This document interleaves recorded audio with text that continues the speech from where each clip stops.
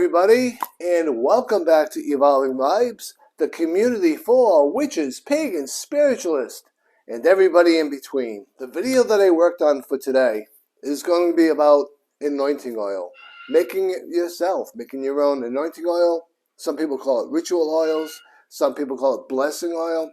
It really is all relative to what you want to call it.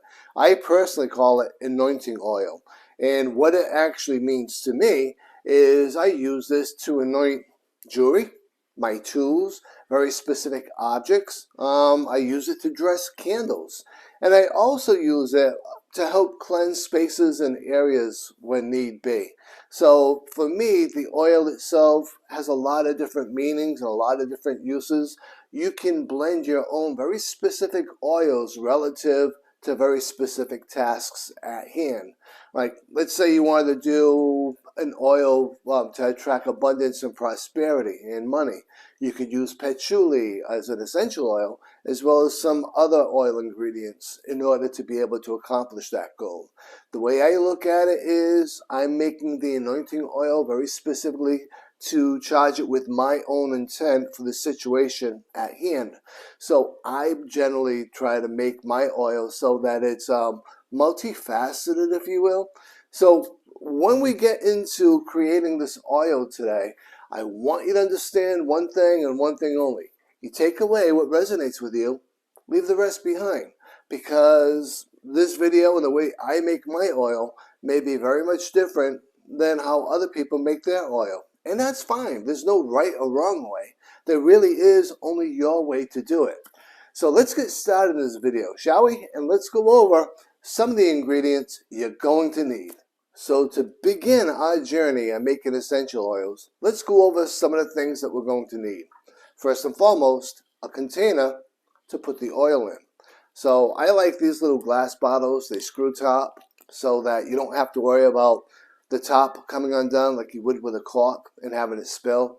Also, if you're using a cork style bottle, the cork gets super saturated with the oil and it becomes a big mess. So I tend to like these better.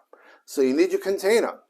Along with that, you're going to want to have some essential oils. This is sweet orange, this is cedar, and this, of course, is frankincense. Those are a few of my go-tos when I'm doing this. For tonight's oil, I'm actually going to be using my frankincense because I need to make another oil base with the frankincense in it. This is going to be it. Along with the essential oil, you're going to need an oil.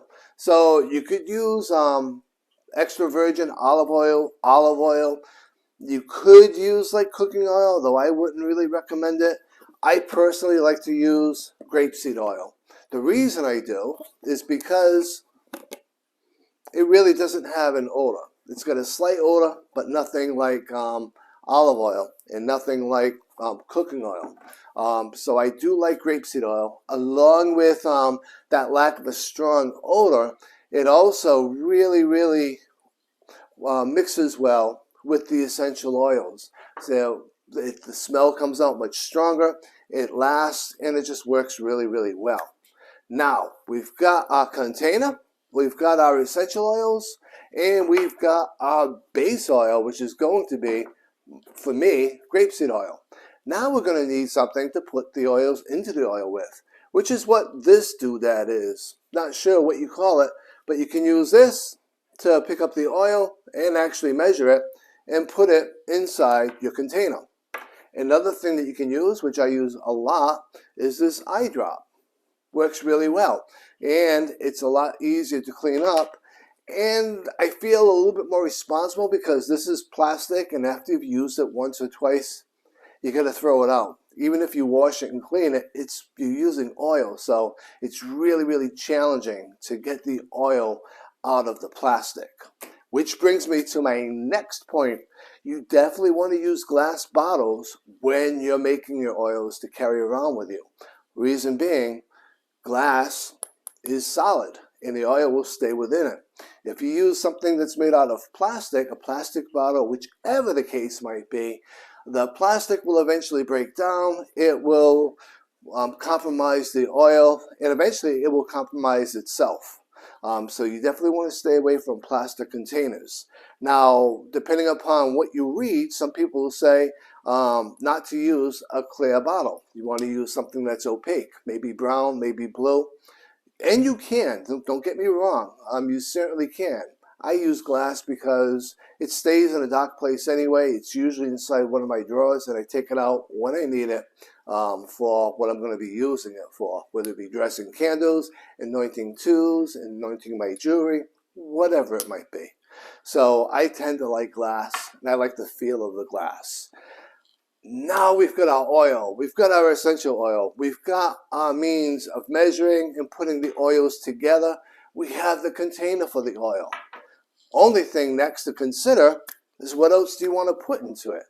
I personally like to put a couple of pieces of black pepper. I just use the whole pepper. I usually put 3 pieces in. Peppers for protection, peppers for a lot of good aspects of properties, protection, abundance, warding things away from you that no longer serve your vibe, keeping negativity away from you, that sort of thing. The next thing to consider are stones. Now I bring these up just randomly because they're really, really pretty. And for most of us, we like to put pretty stones inside things because of the nice aesthetic.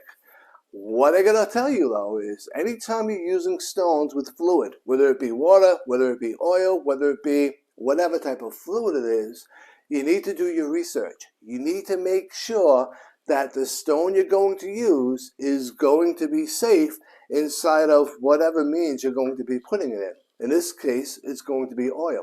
So I'm going to make sure that the stones that I use are safe. I'll give you an example. Selenite. Selenite's a great stone to use. I have it on my altar. I keep one in my bag where I keep my tarot cards. I keep selenite everywhere. But what I also do is keep selenite dry. The reason being, if you wet selenite, it will dissolve. It will turn into this icky dissolved paste. If you put selenite inside your essential oil, it will dissolve. And it's going to render your essential oil pretty much useless because it's just going to be all particles. If you go to anoint anything, it's just going to get messy, ugly, and dry up really horribly. And if you're putting it on skin, dissolved, it may cause some reactions, whether it be an irritation or more. So selenite is one of those stones that you don't get wet, you don't want to put in water, and you don't want to put in any type of oil. But that's just one. There's a lot of them out there. So much so, I'm not going to spend a lot of time in the video telling you about them. What I am going to direct you to do, though, is go to Google and Google if it's safe to use inside of whatever means you're planning on putting it into. You'll get the right answer, and it's going to save you hours of time. And if you want to, it's a good addition to your Book of Shadows. So all food for thought. So now that I've talked about what I'm going to be doing, how I'm going to be doing it, what tools I'm going to be doing it with, next thing I'm going to do is switch the camera around so that we can actually make the essential oil together. So I will see you on the other side of the camera.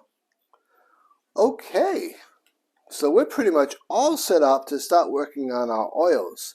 So first and foremost, I'm going to take that off. And here's my bottle. I'm just going to bring my bottle over to the incense, focusing on cleansing, getting rid of any negativity, making sure the bottle is magically prepared to house my magical oil. And I'm going to place the bottle over the candle. And again, just making sure that I'm cleansing it and I'm preparing it appropriately for myself. And that is the trick. You do it exactly the way you feel you want to do it. I'm showing you my way of doing it, but make it your own way. I also like to do the cap. Make sure that's cleansed. And again, over the fire. There we go. Now, what I like to do before I add my oils is actually add my ingredients. And I learned this the hard way because I would fill the bottle up with the oil and then never have enough room for the ingredients. So some of the ingredients that I'm using some salt. I'm using some clear quartz.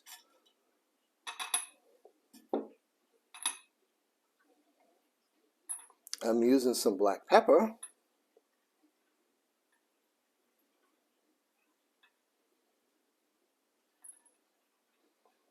Some rosemary.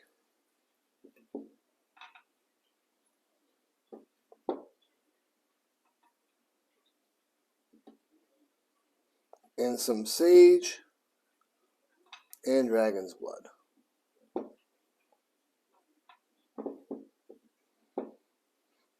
And you don't have to go over the top with a lot of ingredients. You can just do whatever works best for you. And pretty much whatever it is you have on hand that's going to resonate with what you want this oil to do. Then I hold it in my hand.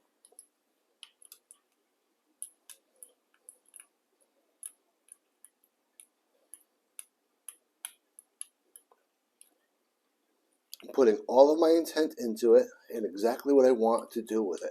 Now, I've already done this off camera with all of the ingredients as well as the bottle, but I just wanted to demonstrate it for you with the bottle. So now I am going to take my essential oil and I'm going to add that first. I'm going to start off with like 5 drops. Let's go 10. Who am I kidding? Let's just go all the way, right? So I put 1 eyedropper bulb full of oil into that, my essential oil, my frankincense to be specific. And now I'm going to take my oil and I'm going to pour that into the container. Now I do have a funnel, but I forgot to get my funnel on my way in making the video. So here we are. Let's hoping I don't make a big mess. I'll take my time.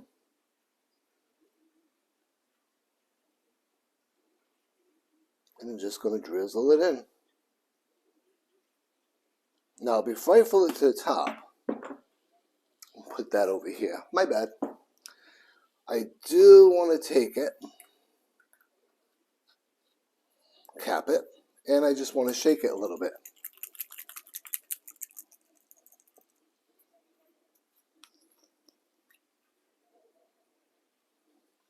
And in shaking it, I mixed it. And what I discovered is I definitely want to have a little bit more frankincense in that. So let's go with more frankincense.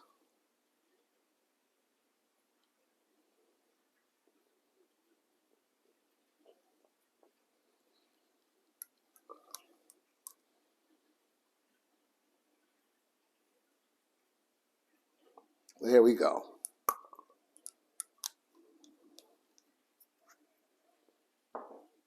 Fun fact, I just discovered your eyedropper will actually secure itself to the top of your essential oil if you need that to happen.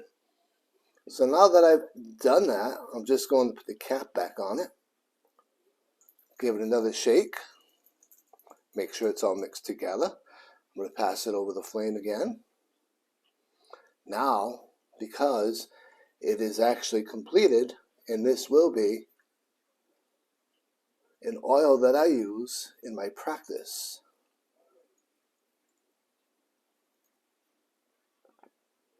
And I just want to reaffirm my intent. I just want to reaffirm it's cleansed and ready to go. And I just want to reaffirm that this is going to be my go-to ritual oil or anointing oil. Whatever you want to call it, it's all up to you. So I just took a whiff out of it, and I love the way it smells, but I also love the absolute way that it looks. It's very simple, very easy to do, and this is going to last me for about 6 months. So what we're going to do next is turn the camera around, and we'll talk just a little bit more about it. Hey there, I'm back. Did you miss me? So this is my essential oil. you get a pretty good idea of what it looks like with the rosemary inside of it. And I'm just going to turn it around, and you can see the clear quartz and some other components that are in it. But the reason I made it today is because tomorrow is going to be the full moon. So this is going to be ready for me to put out in the full moon to completely charge it and get it ready to be used right after the full moon. And I'm going to be using this for a few other projects that we're going to be sharing together. The first thing I'm going to do with it is actually dress some candles. So I'm actually going to show you how to dress a candle. And that's going to be in our next video, and that's going to be utilizing this essential oil. So I do hope you enjoyed this video. Like I said, this is just one way of making essential oils. You can, this is just one way of making ritual oils or anointing oils. There's a lot of different ways you can do it. You can get a slow cooker, put the oil in it, put herbs in it, and let it simmer for 6, 8, 10 hours. There's a lot of different ways of doing it. It's really all up to you. I like doing this because it's relatively quick. As you saw, it's pretty damn easy, so I don't have to spend a planning of 2 days of actually putting this all together. So I do hope you enjoyed the video. Let me know what you think in the comments. If you haven't already, as I said, like, subscribe, leave me that comment, and be sure to watch one of these 2 videos down below because that's going to help grow the channel, right? And so until next time, please be safe, be well, and as always, be blessed.